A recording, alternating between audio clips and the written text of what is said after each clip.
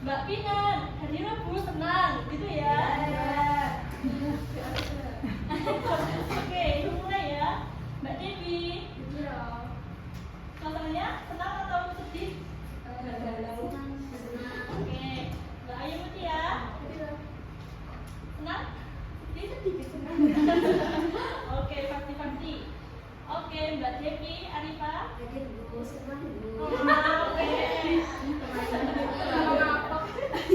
Mbak Avita, sedih? Kenapa? Oh iya. Mbak Dada Musmita? Oke. Mbak Dian? Oke. Mbak Tika?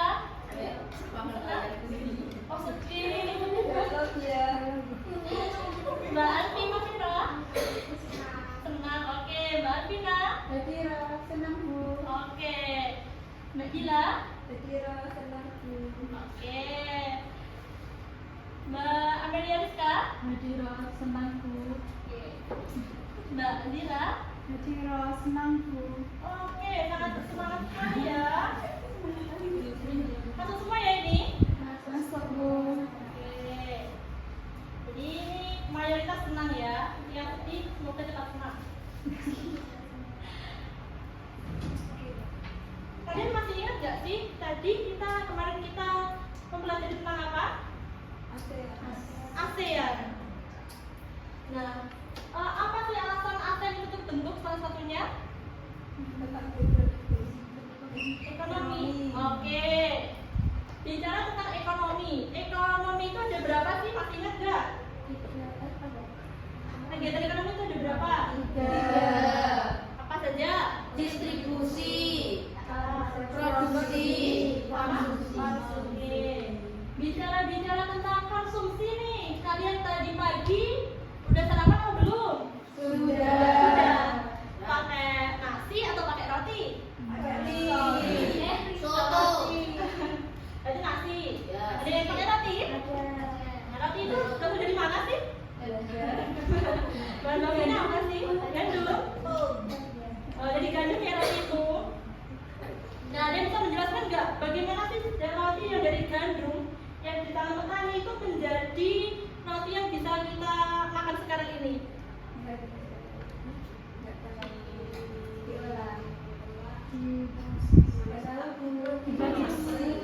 Oke, jadi jawaban dari pertanyaan kalian itu yaitu ada di pembelajaran kali ini, yaitu peran pelaku ekonomi. Peran pelaku ekonomi itu oh iya, berarti kalian masih fokus ya.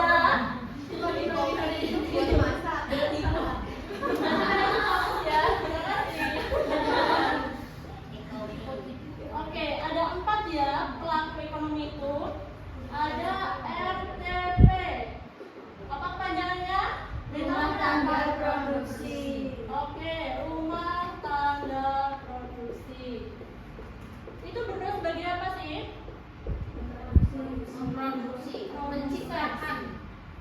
Ya, anak rumah tangga produksi jadi berperan sebagai produsen atau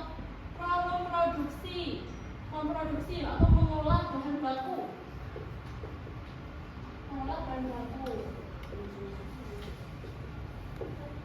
Produsen juga berperan sebagai pemanfaat atau penampung bahan baku ya untuk dijadikan.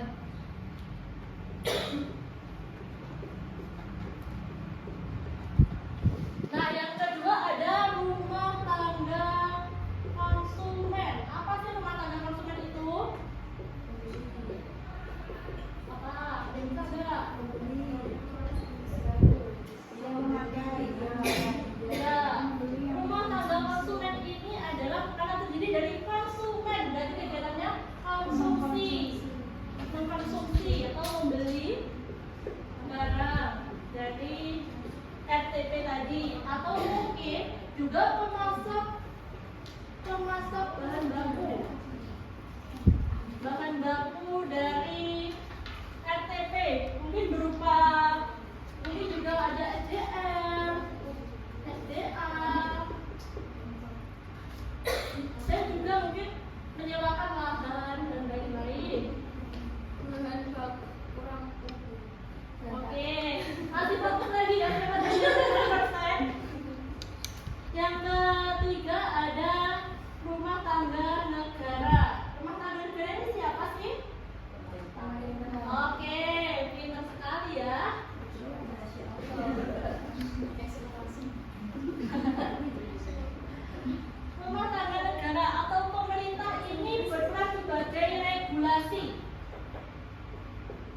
regulasi perekonomian atau mengatur jalannya perekonomian, dan mungkin juga berperan sebagai pembangunan, agen pembangunan, sebagai pembangunan infrastruktur dan lain-lain.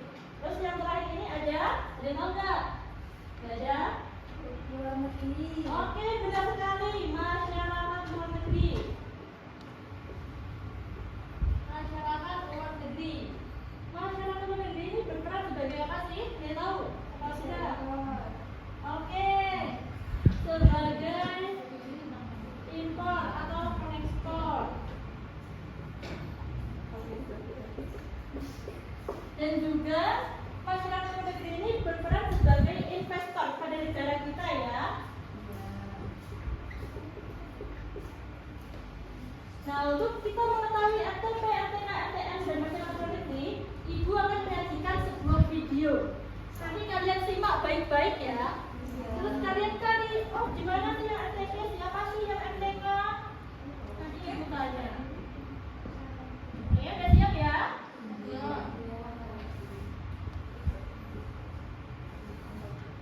Hadirnya infrastruktur teknologi menjadi jembatan bagi pelaku usaha mikro, kecil, dan menengah untuk memasarkan produknya lebih luas. Manfaatnya pun sangat dirasakan kelompok tenun warna alam yang berada di Kabupaten Sika, Nusa Tenggara Timur. Kelompok tenun ini awalnya adalah sekelompok ibu rumah tangga yang tinggal di pengungsian bencana erupsi Gunung Rokatenda pada 2013. Seorang pemuda bernama Tia menjadi penggagas untuk membuat kelompok tenun karena sebagian besar ibu-ibu tidak memiliki pekerjaan tetapi memiliki kemampuan untuk membuat tenun. Kelompok ikat tenun pewarna alam.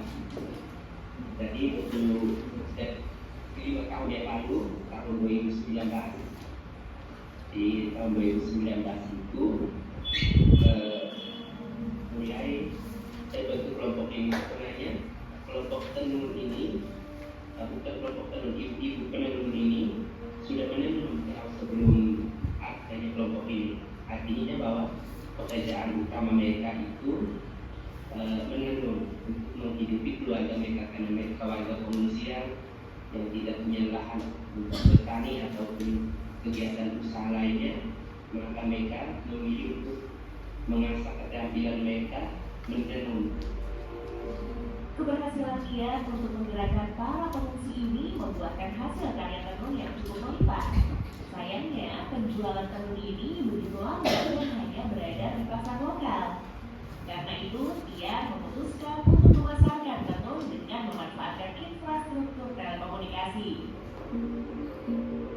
Awalnya itu saya melakukan penjualan manual melalui kayak mulut ke mulut atau hanya sekedar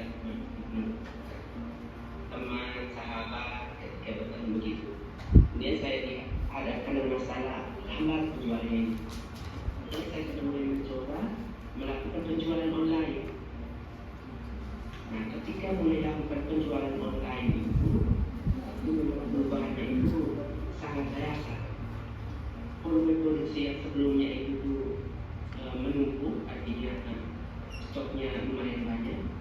Ketika mulai lakukan jual online, meskipun yang sekarang saya lakukan hanya melalui postingan WA, Facebook atau marketplace yang sudah disediakan, tinggal saya posting saja sesekali waktu melalui kayak Lazada atau apapun itu, TikTok.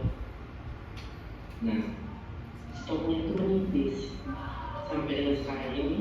Artinya saya sudah kembali untuk mulai mengejar stok lagi. Sebagai pendamping dari kelompok tenun ini, Tia juga menyampaikan bahwa hadirnya infrastruktur telekomunikasi sangat membantu penjualan dibandingkan dengan melakukan metode penjualan langsung atau offline. Perbedaannya itu berbaginya itu sangat besar. Misalkan kita bandingkan saja dengan skala angka itu bisa 6 berbanding 3 atau 10 berbanding 5, jadi setengah-setengah. Setelah manual itu hanya bisa menjangkau, ya kalau dibilang itu hanya kota terutama dari Kabupaten Sikasarya.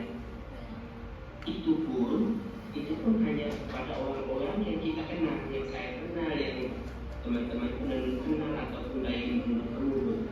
Nah, tapi sejak adanya media sosial ini, adanya jaringan internet, teknologi ini, ekonomi digital ini yang berkembang pesat ini, bahkan di bawah mereka saja yang pokoknya ya masih terjangkau dalam satu hari itu, mereka pesan melalui Facebook, mereka kirimkan pesan lewat marketplace dan kita hantarkan. Jadi betul ada perubahan yang memang kita pikir yang saya alami dan ibu-ibu di sana juga mengalami bahwa akhirnya mereka semangat sejak adanya digitalisasi marketing, digitalisasi internet dan perkembangan ini lebih tidak menentu, memang tidak stabil, tapi kita bisa katakan itu case-nya itu dari 25 sampai dengan 50 lembar itu dalam sebulan. Dengan adanya infrastruktur telekomunikasi yang memadai di daerah 3T, banyak UMKM yang semakin berkembang pesat. Namun, tidak sedikit warga yang menginginkan agar pemerintah setempat memberikan dukungan dengan pelatihan-pelatihan digital marketing yang lebih luas.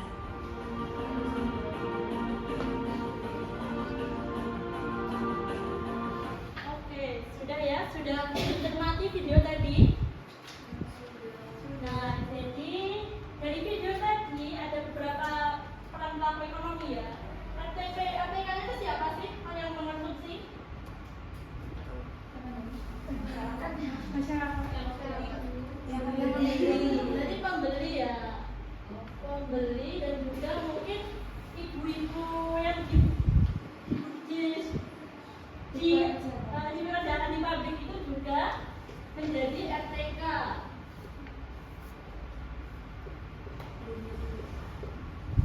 Nah, yang menjadi RTK-nya tadi siapa? kelompok penenun.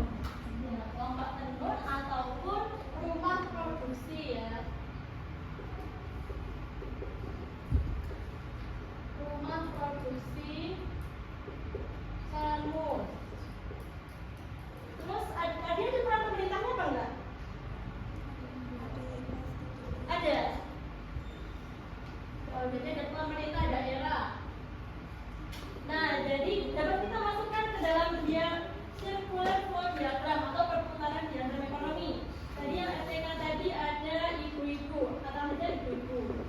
Ibu-ibu bekerja ini menyumbangkan SDR kepada RTP rumah produksi tenun. Kemudian RTP memberikan RTK gaji. Nah, kemudian ibu-ibu tadi setelah dapat gaji membelanjakan gajinya kepada mungkin toko-toko, memberi beras, mungkin ibu-ibu mendapatkan beras. Kemudian toko-toko mendapatkan uang. Nah, karena melibat ini disebut circular flow dua sektor atau sederhana. Kemudian ada peran pemerintah. Apa sih peran pemerintah? Ada di sini? Oke, pemerintah itu menarik pajak dari RTK dan RTP. Kemudian pemerintah juga memberikan infrastruktur.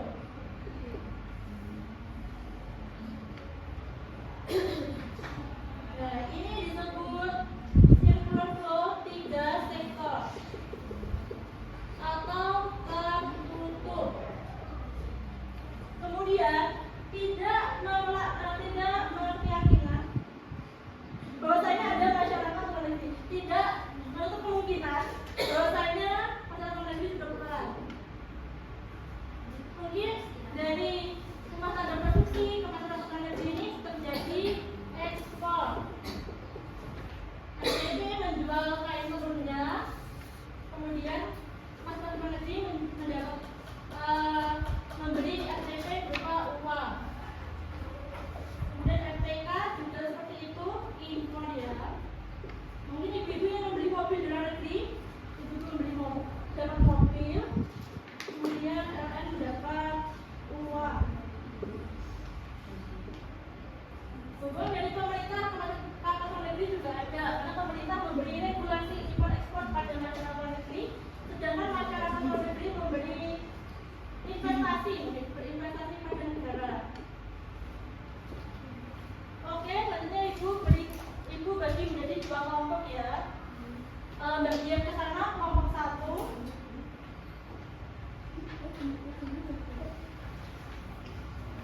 Ini ke sini kelompok 2. Dikerjakan ya. Ibu kasih waktu mungkin 2 atau 1 menit ya, karena mudah.